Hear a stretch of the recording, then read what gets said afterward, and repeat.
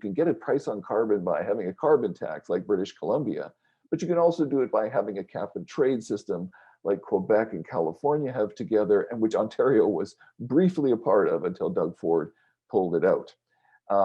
And now nationally, we have a carbon tax for those provinces like Ontario that don't have their own carbon tax or cap and trade.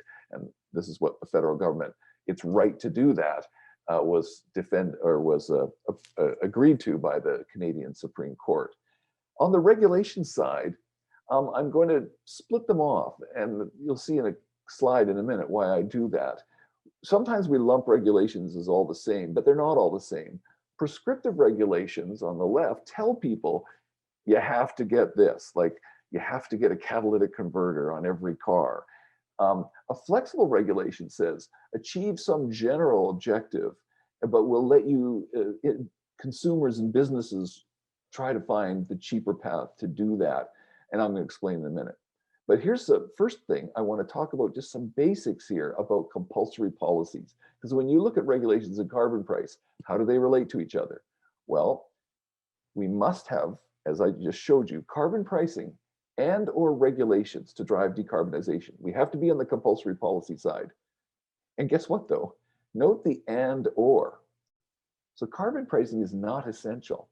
If it's too difficult politically, it can be replaced entirely with regulations. So this is the funny thing. When some conservative politicians have said, we don't need carbon pricing, they were right. The problem was, is they said, we'll do it with something else, instead of saying, we'll do it with compulsory policies. We know we have to have that. So here's the suite of regulations. There's been regulations implemented around the world. There's no rocket science here. You can't say, I'll make up some regulations later on. You have to do regulations. And I can tell you, any independent expert can tell you what 5 they have to be and at what stringency to hit targets. So if you do use flexible regulations, they can mimic carbon pricing in a given sector. And so this is just to do with, you might want to do the regulations if you don't think you can get the carbon pricing done politically or even constitutionally, as Canada was guessing, right? Because we've had carbon pricing help to lead to the defeat of Stéphane Dion, of Rachel Notley, of the former Premier of Australia. Carbon pricing is not always easy, as we know. Thus, regulations often play a key role in leading jurisdictions. Now, before I show you an example of that, I'm very quickly want to explain flexible regulations, because that's going to be a term you don't really understand. They mimic cost saving of carbon price because they don't pick technology winners. They don't pick a catalytic converter for every car. They just say they require a general thing, and they allow people to trade among themselves. I'll give you these 2 examples.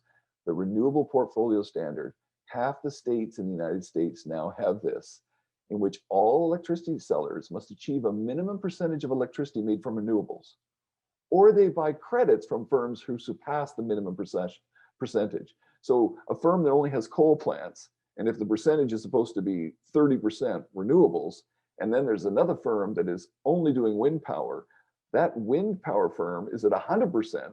So 70% of the electricity it generates earns credits, and it can sell those to let's say the coal plant or someone who's not making their percentage target. Do you see the point here? It means people can trade amongst themselves and find the cheapest way to get there, and it doesn't pick the exact technology.